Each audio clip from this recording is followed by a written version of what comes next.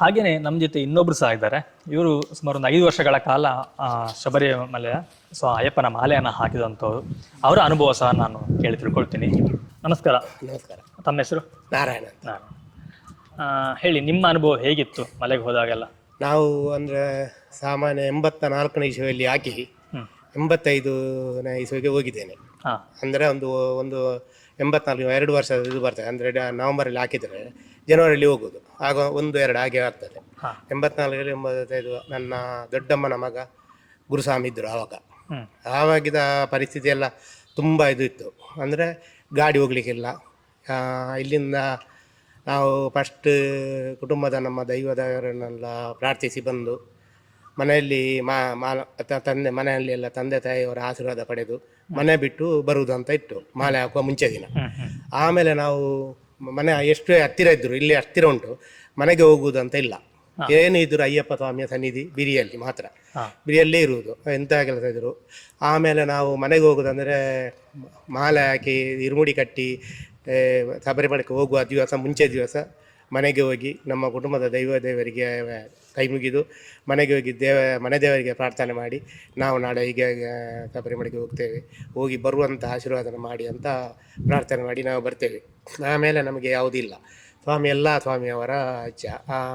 ಮುಂಚೆ ಎಲ್ಲ ನಾವು ಬರ್ತೇವೆ ಅಂತ ಹೇಳಲಿಕ್ಕಿಲ್ಲ, ನಾವು ಅಯ್ಯಪ್ಪ ಸ್ವಾಮಿಯ ದರ್ಶನಕ್ಕೆ ಹೋಗ್ತೇವೆ ಅಂತ ಕಲಿಸಿಕೊಡುವುದು, ಹಿಂದೆ ಕಲಿಸಿಕೊಡುವುದು ಅವರ ಆಶೀರ್ವಾದ. ಆ ರೀತಿ ಅಂತ ಉಂಟು.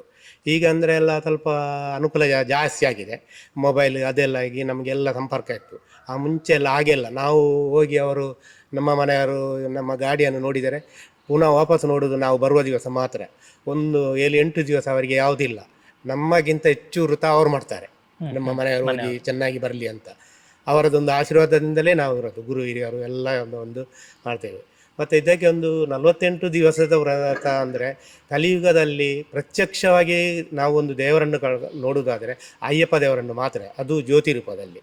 ಬೇರೆ ಯಾವ ದೇವಸ್ಥಾನಕ್ಕೆ ಹೋದರೂ 1 ವಾರ 4 ದಿವಸ ವ್ರತ ಮಾಡಿ ಬರ್ಬೋದು. ಇದರಲ್ಲಿ ಹಾಗೆಲ್ಲ. ಇದರಲ್ಲಿ ಇಷ್ಟು ದೊಡ್ಡ ವ್ರತದಲ್ಲಿ ನಾವು ತುಂಬ ಪಾಠವನ್ನು ಸಹ ಕಲಿಯಲಿಕ್ಕೆ ಉಂಟು, ಕಲಿತಿರ್ತಾರೆ.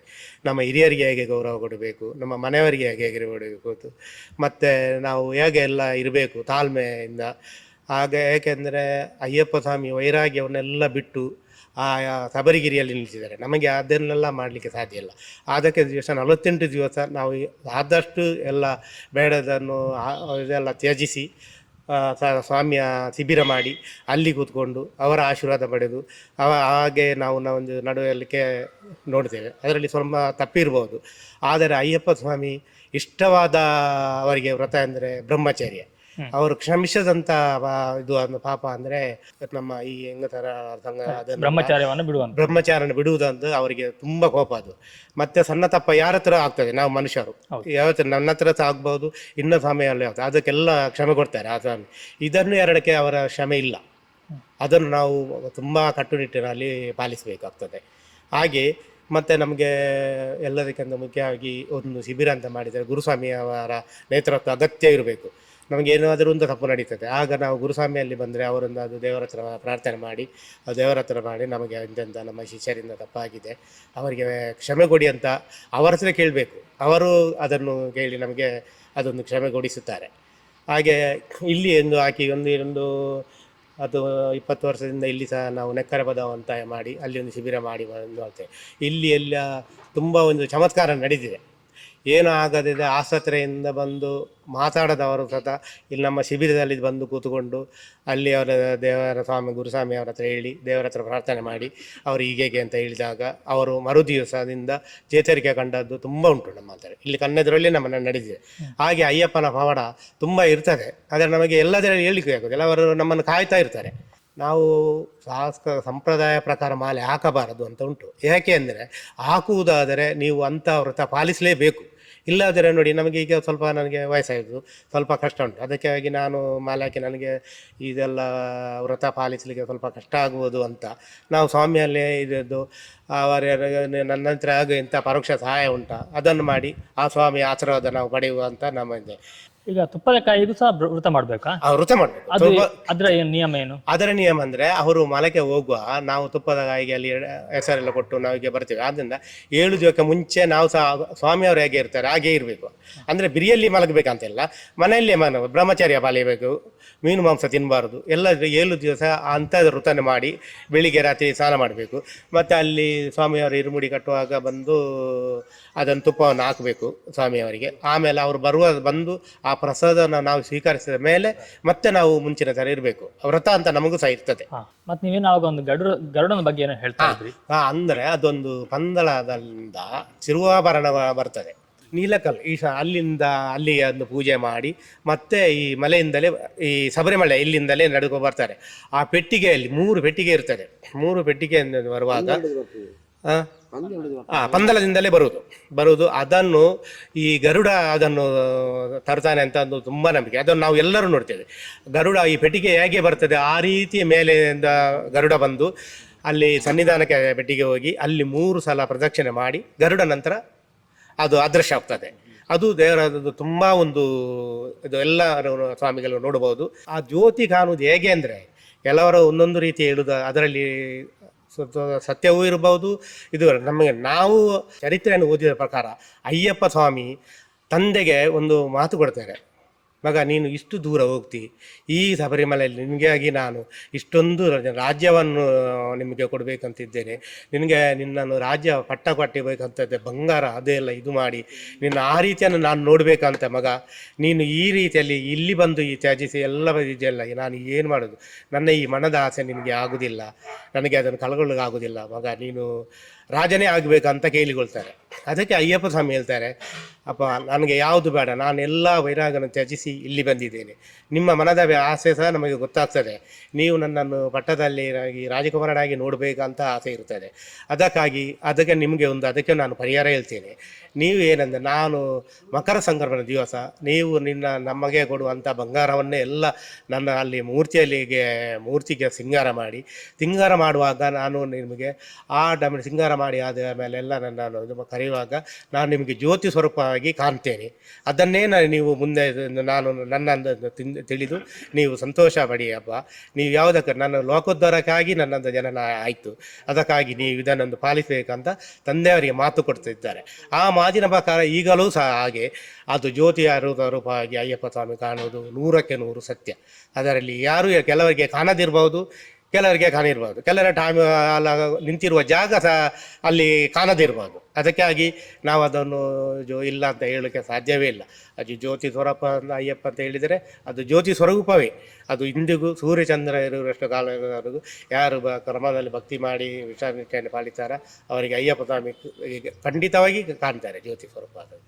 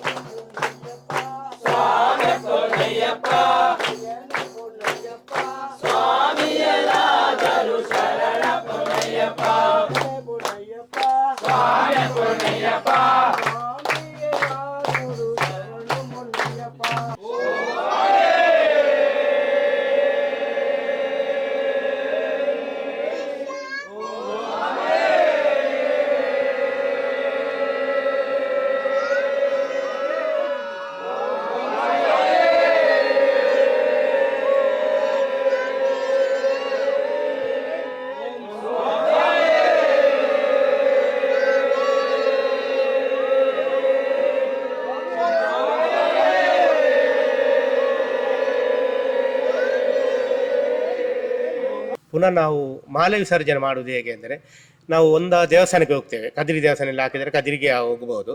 ಇಲ್ಲದರೆ ಸೀದಾ ನಾವು ಅಯ್ಯಪ್ಪ ಸ್ವಾಮಿ ಬಿರಿಗೆ ಬಂದು ಗುರುಸ್ವಾಮಿ ಮುಖಾಂತರ ನಾವೆಲ್ಲ ಬಂದು ಸ್ನಾನ ಮಾಡಿ ಅಯ್ಯಪ್ಪ ಸ್ವಾಮಿಗೆ ಎಲ್ಲ ಆರತಿ ಮಾಡಿ ಆಮೇಲೆ ಮಾಲೆ ವಿಸರ್ಜನೆ ಮಾಡಬೇಕು.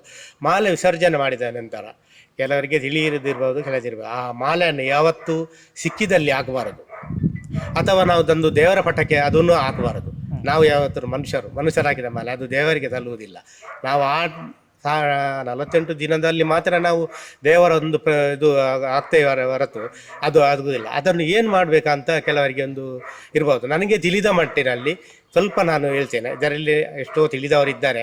ಆದರೆ ನಾನು ಹೇಳಿದ್ದು ತಪ್ಪಿದ್ದರೆ ನನಗೆ ಅವರಿಂದ ಕ್ಷಮೆ ಇರಲಿ. ಆದರೆ ನನಗೆ ಕೆಲವರು ತಿಳಿಯದವರು ಇರ್ತಾರೆ, ಅದಕ್ಕಾಗಿ ನಾನು ಹೇಳ್ತೇನೆ. ನನ್ನ ಹಿರಿಯರು ಹೇಳಿದಂಥ ಮಾತನ್ನು ಹೇಳೋದು. ಏಕೆಂದರೆ ಆ ಮಾಲೆಯನ್ನು ಏನು ಮಾಡಬೇಕಂದ್ರೆ, ನೀವು ಎಲ್ಲ ಚೀಲ, ಇರುಮುಡಿ ಚೀಲ ಎಲ್ಲ ಇರ್ತದೆ, ಅದರಲ್ಲಿ ಹಣದ ಚೀಲವೂ ಇರ್ತದೆ ಎಲ್ಲ, ಅದನ್ನೆಲ್ಲ ತಂದು ಚೆನ್ನಾಗಿ ಕ್ಲೀನ್ ಒಗೆದು ಬಂದು ಅದಕ್ಕೆ ಸ್ವಲ್ಪ ಭಸ್ಮ ಹಾಕಿ ಆ ಮಾಲೆಯನ್ನು ಸದಾ ಅದರಲ್ಲಿ ಇಟ್ಟು, ಕಪ್ಪು ವಸ್ತ್ರ ನಮ್ಮ ಎಂತ ಉಂಟು ಪಜೆ ಅದು ಎಲ್ಲ ಹಾಸಿಗೆ ಮತ್ತು ಹಣದ ಬ್ಯಾಗು ಅದೆಲ್ಲ ಇರ್ತದೆ, ಅದನ್ನು ಅದರಲ್ಲಿ ಮಾಲೆ ಇಟ್ಟು ಚೆಂದಾಗಿ ಮಾಲೆ ಇಟ್ಟು ಆಮೇಲೆ ಅದನ್ನು ನಮಗೆ ಬೇಕಾದರೆ ಮಗದ ವರ್ಷ ಆಗ್ತೇವಲ್ಲ ನಾವು, ಆವಾಗ ತೆಗೆಯಬೇಕು ಇರೋಣ.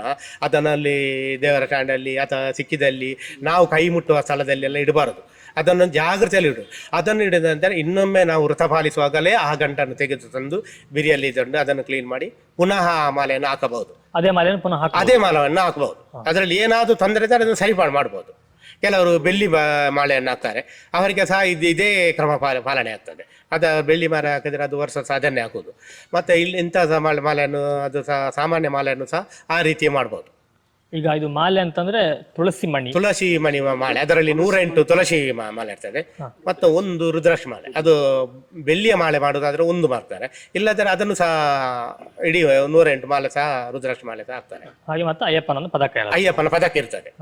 ಹಾಗೆ ನಮ್ಗೆ ಸ್ವಲ್ಪ ಶಿಬಿರ ಅಂತ ತೋರಿಸ್ತೀರಾ ನಿಮ್ಮ? ಆಯ್ತು ಸರ್. ನೋಡಿ, ಇದು ಇವರಿರುವಂತ ಶಿಬಿರ. ಸ್ವಾಮಿ ಹೇಳಿ ಸ್ವಾಮಿ, ಶಿಬಿರದ ಬಗ್ಗೆ ಸ್ವಲ್ಪ ಮಾಹಿತಿ ಕೊಡಿ. ಇಲ್ಲಿ ನಾವು ಸ್ನಾನ ಮಾಡಿ ಬಂದು ಇಲ್ಲಿ ಪೂಜೆ ಮಾಡಿ ಶರಣ ತೆಗೆದು ಪೂಜೆ ಮಾಡ್ತೇವೆ. ಆಮೇಲೆ ಇಲ್ಲಿ ಇದು ನಮ್ಮ ಅಡಿಗೆ ಮಾಡುವ ಸ್ಥಳ. ಇದು ಅಡಿಗೆ ಮಾಡುವಂಥದ್ದು. ಓಕೆ. ಇಲ್ಲಿ ನಾವು ಕಟ್ಟಿಗೆಯಲ್ಲಿ ಇಲ್ಲಿ ಇದು ಅಡಿಗೆ ಮಾಡ್ತೇವೆ. 3 ಕಲ್ಲು ಹಾಕಿ ಇಲ್ಲಿ ನೀವು ಅಡಿಗೆ ಮಾಡುವಂಥದ್ದು. ಈ ಬೆಳಗಿನ ಫಲಹಾರ ಎಲ್ಲ ಇಲ್ಲಿ ಆಗುತ್ತೆ. ಫಲಹಾರ ಇಲ್ಲೇ ಮಾಡ್ತೇವೆ. ಮತ್ತೆ ನಿಮ್ಮ ಏನು ಮಧ್ಯಾಹ್ನದ ಊಟದ ವ್ಯವಸ್ಥೆ ಇಲ್ಲಿ ಆಗುತ್ತೆ. ವ್ಯವಸ್ಥೆ ಮಾಡ್ತೇವೆ ಇಲ್ಲಿ. ಸರಿ. ಆಮೇಲೆ ಸ್ನಾನ ಮಾಡ್ಲಿಕ್ಕೆ ನಮ್ದು ಬಾವಿ ತೀರ್ಥ ಇದೆ ಅಲ್ಲಿ. ಅಲ್ಲಿ ಹೋಗಿ ಸ್ನಾನ ಮಾಡಿ ಬರ್ತೀರಿ. ಸರಿ. ಬಂದು ನೀವು ಮಲಗುವಂಥದ್ದು? ಮಲಗುದು ನಾವು ಇಲ್ಲೇ ಮಲಗುದು. ನಾವೀಗ 17 ಮಂದಿ ಇದ್ದೇವೆ. 17 ಮಂದಿ ಗುರುಸ್ವಾಮಿ ನಡುವಿನಲ್ಲಿ ಮಲಗ್ತಾರೆ. ಆಮೇಲೆ ಎಲ್ಲ ಸ್ವಾಮಿಗಳು ಸೈಡ್ ಅಲ್ಲಿ ಮಲಗುವಾಗ ಒಂದು ಕ್ರಮ ಇದೆ. ಗುರುಸ್ವಾಮಿ ಒಂದು ನಡುವಿನಲ್ಲಿ ಇರ್ಬೇಕಂತ. ಗುರುಸ್ವಾಮಿ ನಡುವಲ್ಲಿ ಮಲಗಿಸಿ ಮತ್ತೆ ನೀವು ಸುತ್ತ ಮಲಗುವಂಥದ್ದು. ಸರಿ. ಬೇರೆ ಹಾಗೆ ಇನ್ನೊಂದು ವಿಷಯ ಏನಂದ್ರೆ ಮಧ್ಯಾಹ್ನ ಮಲಗುವಂತ ಕ್ರಮ ಇಲ್ಲ. ಮಧ್ಯಾಹ್ನ ಇದರಲ್ಲಿ ಮಲಗ್ಲಿಕ್ಕೆ ಸ್ವಾಮಿಯವರು ಮಲಗ್ಲಿಕ್ಕಿಲ್ಲ. ಮಲಗಿದ್ರೆ ಒಂದು ವೇಳೆ ಮಲಗಿದ್ರೆ ಪುನಃ ಸ್ನಾನ ಮಾಡಿ ಒಳಗೆ ಬಂದು ಭಸ್ಮ ಹಾಕಿ ತೋರ್ಬೇಕು. ಪುನಃ ಶುದ್ಧ ಆಗ್ಬೇಕು. ಸರಿ ಸರಿ. ಇನ್ನೊಂದು, ಈ ಕಪ್ಪು ಬಟ್ಟೆಯನ್ನ ಯಾಕೆ ಹಾಕ್ತಾರೆ? ಕಪ್ಪು ಬಟ್ಟೆ ಅಂದ್ರೆ ಶನಿದೇವರಿಗೆ ಬಹಳ ಇಷ್ಟವಾದ ಒಂದು ವಸ್ತ್ರ. ಹಾಗಾಗಿ ಅಯ್ಯಪ್ಪ ದೇವರ ಒಂದು ಈ ಕಪ್ಪು ವಸ್ತ್ರ ಯಾರು ವರ್ಷಕ್ಕೊಮ್ಮೆ ಹಾಕ್ತಾರೆ ಅವರಿಗೆ ಶನಿ ದೋಷ ಪರಿಹಾರವಾಗಲಿ ಅಂತ ಒಂದು ಶನಿದೇವರ ಹತ್ರ ಒಂದು ಪ್ರಾರ್ಥನೆ ಮಾಡಿರ್ತಾರೆ. ಹಾಗಾಗಿ ಕಪ್ಪು ವಸ್ತ್ರ. ಈಗ ಅಯ್ಯಪ್ಪ ಮಾಲಾಧಾರಿಗಳು ಕೇವಲ ಕಪ್ಪು ಬಟ್ಟೆ ಮಾತ್ರ ಹಾಕ್ತಾರೆ ಅಥವಾ ಬೇರೆ ಬಟ್ಟೆ ಯಾವ್ದು ಇದೆಯಾ?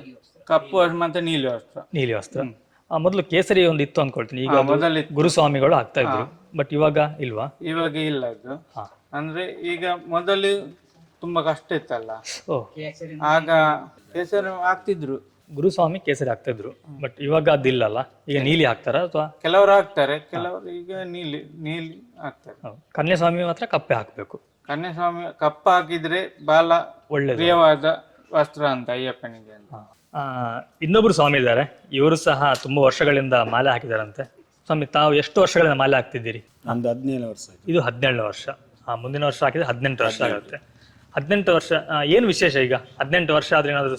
18 ವರ್ಷಕ್ಕೆ ಒಂದು ತೆಂಗಿನ ಗಿಡ ತೆಂಗಿನ ಗಿಡ ನಡ್ಲಿಕ್ಕೆ ಉಂಟು. ಅದು ಏನು ಕಾರಣ, ಏನಗೋಸ್ಕರ ಅದು? 18ನೇ ವರ್ಷ ಅಂದರೆ ಅದೊಂದು ಸ್ವಾಮಿಗಳ 18 ತತ್ವಗಳು ಇರ್ತದೆ. 18 ತತ್ವಗಳನ್ನು ಪಾಲಿಸುವಂಥ ಒಂದು ವರ್ಷ. 18 ವರ್ಷಕ್ಕೊಂದು ಮಹತ್ವ ಇದೆ. 18 ಮೆಟ್ಟಿಲಿರ್ತದೆ, ಮತ್ತು ಅದನ್ನು 18 ತತ್ವಗಳನ್ನು ಸ್ವಾಮಿಯ ಪಾಲಿಸುವ ವರ್ಷ. ಅದಕ್ಕಾಗಿ ಅದಕ್ಕೊಂದು ಕ್ರಮವೇ ಬೇರೆ. ಆ ದಿವಸ ಇವರು ಮಾಲೆ ಹಾಕುವ ದಿವಸ ಒಂದು ತೆಂಗಿನ ಗಿಡ ತಂದು ಅದನ್ನು ಶಿಬಿರದ ಹತ್ತಿರ ಇಟ್ಟು ಅದಕ್ಕೆ ಸಹ ಹಾಗೆ ಪೂಜೆ ಮಾಡಲಿಕ್ಕೆ ಉಂಟು. ಪೂಜೆ ಮಾಡಿ ಅದನ್ನು ಇರುಮುಡಿ ಕಟ್ಟುವಾಗ ಎಲ್ಲ ತೆಗೆದು ಏನು ಪೂಜೆ ಮಾಡ್ತಾರೆ ಆ ರೀತಿಯ ಪೂಜೆ ಮಾಡಿ ಕೊಂಡೋಗಿ ಅದನ್ನು ಸನ್ನಿಧಾನದಲ್ಲಿ ಕೊಂಡೋಗಿ ನೆಡುವಂಥ ಒಂದು ಕ್ರಮ ಉಂಟು. ಅದು 18 ಅದನ್ನು ಈಗಲೂ ಸಹ ಮಾಡ್ತಾರೆ. ಆಮೇಲೆ ಅದನ್ನು ನೆಟ್ಟು ಮತ್ತು ಅವರನ್ನು ಅದು ಬೇರೆಯವರಿಗೆ ಕೊಡಬಾರ್ದು, ಎಲ್ಲ ಮಾಡಿ ಯಾರು ತರಬಹುದು, ಅದು ತಂದು ನಡೆದರೆ ಒಳ್ಳೆಯದು. ಅದಕ್ಕಾಗಿ ಅದೊಂದು 18ನೇ ವರ್ಷ ಅಂತ ತುಂಬ ಒಂದು ಪವಿತ್ರವಾದ ಇದು ವರ್ಷ. ಈಗ ತೆಂಗಿನ ಗಿಡವನ್ನು ಎಲ್ಲಿ ನೆಡುವಂಥದ್ದು? ಮನೆಯಲ್ಲಿ? ಅದು ಅಂದ್ರೆ ನಾವು ಹೋಗಿ ಸನ್ನಿಧಾನದಲ್ಲಿ ಒಂದು ಗಲ್ಲಿಗೆ ಇಡ್ತೇವೆ.